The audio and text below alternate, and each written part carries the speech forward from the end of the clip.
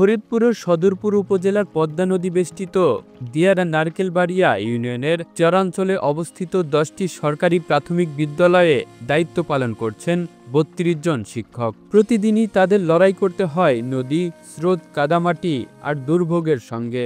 এই দুর্যোগ দুর্দশাকে সাথে করে তারা পৌঁছে দেন শিক্ষার আলো।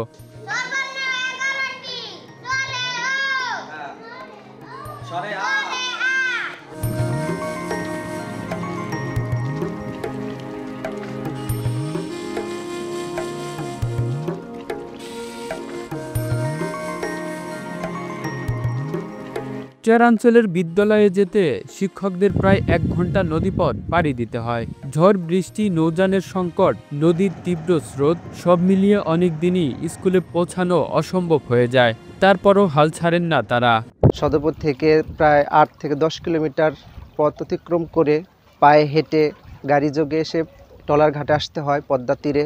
এখান থেকে টলারে পার হয়ে স্কুলে যেতে হয়। অনেক সময় দেখা যায় যে প্রতিকূল পরিবেশ, ঝড়, বৃষ্টি এবং পদ্মার যে উত্তাল ঢেউ, এটা পাড়ি দিয়ে আমাদের উপারে গিয়ে দেন ওখান থেকে আরও প্রায় 15 থেকে 15 কিলোমিটার মতো জায়গা বালু, কাদা, মাটি পাড়িয়ে তারপর আমাদের স্কুলে পৌঁছতে হয়। এজন্য অনেক সময় দেখা যায় এই প্রতিকূল পরিস্থিতি, দুর্গম এলাকায় যেতে আমাদের খুব কষ্ট হয় এবং এই প্রতিকূল পরিস্থিতির জন্য আমরা নিয়মিত স্কুলে যেতে আমাদের খুবই কষ্ট হয়। তারপরেও আমাদের চেষ্টার কোনো কমতি থাকে না। আমরা নিয়মিত স্কুলে গিয়ে শত কষ্ট হলেও আমাদের শ্রেণী কার্যক্রম পরিচালনা করে থাকি। অনেক সমস্যার সম্মুখীন হই।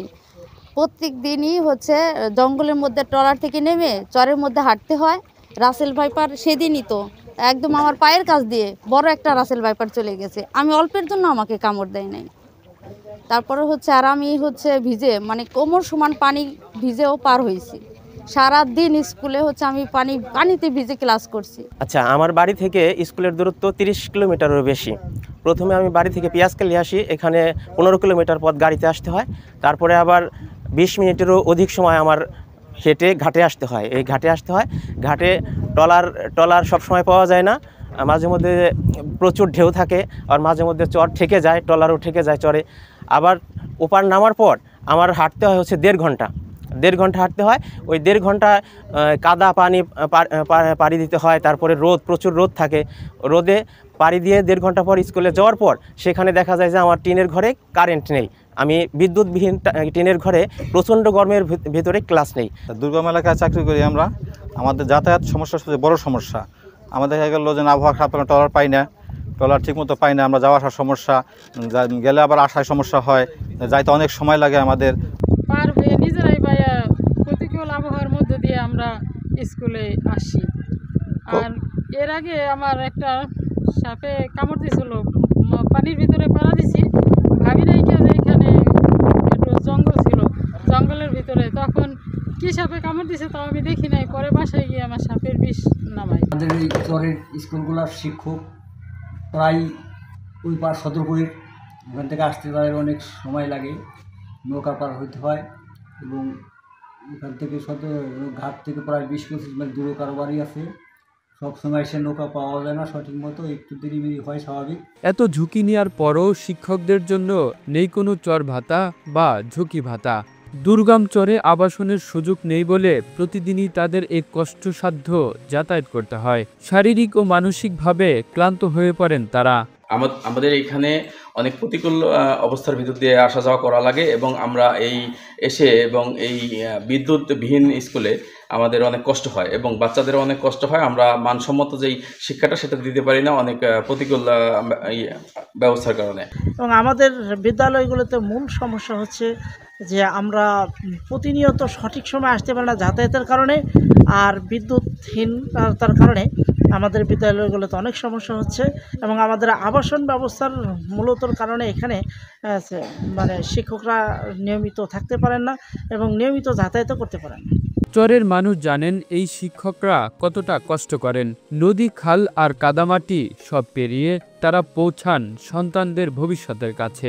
দূরের থেকে যে আসে এখন তো অবশ্যই কষ্ট হয়। বর্ষাকালে দেখতাম এই চর বদল যখন পিসকালে নৌকা নিয়ে আসতো, আচ্ছা রিডি করে যেত না, তারপর যে ক্যারিং খরচ অতিরিক্ত, তারপরে এরা যতটুকু সম্ভব করে শিক্ষকরা আসে, খুব কষ্ট হয় বর্ষাকে। এখন তো যাই নদী পথ শুকাইছে, হাঁটার পথ হয়েছে, একটু আসতে সুবিধা। বর্ষাকালে এরা খুব কষ্টে আসছে আর কি। আসতে পরিশ্রম হয়েছে, দেখা গেছে নৌকা একদিন আসছে একদিন আসে না, এটা রিজার্ভ করে ওই সময় আসতে হয়েছে। আমাদের এই চরে চতুর্থ সাইডে হচ্ছে পদ্মা, নৌকা ছাড়া এখানে আসার কোনো পদ্ধতি নেই, কোনো সিস্টেম নাই। তো শিক্ষকরা প্রতিদিনই আসে, প্রতিনিয়তই আসে, আসলেও তাদের অনেক কষ্ট হয়, চক রোদ নৌকা। হয়তো অনেকে দেখা গেছে মোটরসাইকেল পাওয়া যায়, অনেক সময় এই শিক্ষকরা যদি মোটরসাইকেল আসে তাগো বেতনের টাকা বাড়িতে কোনো আইন নেয়, তারপর মোটরসাইকেল ভাড়া দিতে হবে। এরপর দেখে হেন আসা যাওয়া করে, তারা বর্ষাকালে যে খাল বিলে হাতরাই আহে, অনেক কষ্ট করে মাস্টার আহে। সদরপুর উপজেলার প্রাথমিক শিক্ষা অফিসার নিজেই দেখেছেন প্রতিদিন প্রায় 1 ঘন্টার নদীপথ তীব্র স্রোতার নৌযানের সংকটের মধ্যে দিয়ে শিক্ষকরা যাতায়াত করেন। সড়ক ঘাট নেই, 2টি খাল সাঁতরে পার হতে হয়। এত ঝুঁকি সত্ত্বেও কোনো চর ভাতা নেই, যা সত্যি দুঃখজনক বলে তিনি জানান। আসলে আমাদের যে দিয়ারা নারকেলবাড়িয়া যে চর আছে, যে এই ইউনিয়নটা আসলে পুরোটাই পদ্মা নদীর মধ্যবর্তী একটা ইউনিয়ন। অধিকাংশ বাড়িঘর আমি যতটুকু দেখেছি, আমিও গিয়েছি ওই চরে, একাধিকবার গিয়েছি। সেখানে দেখেছি যে মানুষগুলো খুব দরিদ্র মানুষ, ওদের আর্থ সামাজিক অবস্থা এতটাই দুর্বল যে একজন লজিং থাকবে সে অবস্থা ওইখানে নাই। সেক্ষেত্রে অধিকাংশ বাড়িঘর আমি খেয়াল করেছি যে দোতলা একটা টিনের ঘর আছে, যেখানে তারা বাসা এই মানুষজন থাকে, আর একটা ছাপড়ার মতো একটা রান্নাঘর আছে, আর একটা ছোটো একটা টয়লেট আছে। এখন এই মতো অবস্থায় যে শিক্ষকরা ওখানে যে আবাসিক কোথাও থাকবে, লজিং থাকবে, সেই অবস্থাটা ওইখানে নাই। আসলে ইউনিয়নটা অনেক দুর্গম একটা ইউনিয়ন। যে খেয়াটা তারা এরকম রিজার্ভ নিয়েই যায়, স্কুলে যায়। সেক্ষেত্রে তাদের ভাড়াও লাগে, অনেক আর্থিক ব্যয় হয়। সেক্ষেত্রে যদি এই উপজেলার ওই ইউনিয়নের জন্য অন্তত চর ভাতার যদি অ্যারেঞ্জ করা যেত। তিনি আরও বলেন, বিষয়টি সংশ্লিষ্ট দপ্তরে জানিয়েছি, শিক্ষকরা যাতে প্রয়োজনীয় সহায়তা পান সে বিষয়ে আমরা কাজ করছি। যারা জীবন বাজি রেখে শিক্ষার আলো পৌঁছে দেন, তাদের জন্য নিরাপদ যাতায়াত নিশ্চিত করা রাষ্ট্রের নৈতিক দায়িত্ব। শিক্ষা যদি মানবাধিকার হয়ে থাকে, তবে শিক্ষকদের নিরাপত্তাও সেই অধিকারেরই অবিচ্ছেদ্য অংশ। Kamrul Islam, Asian television.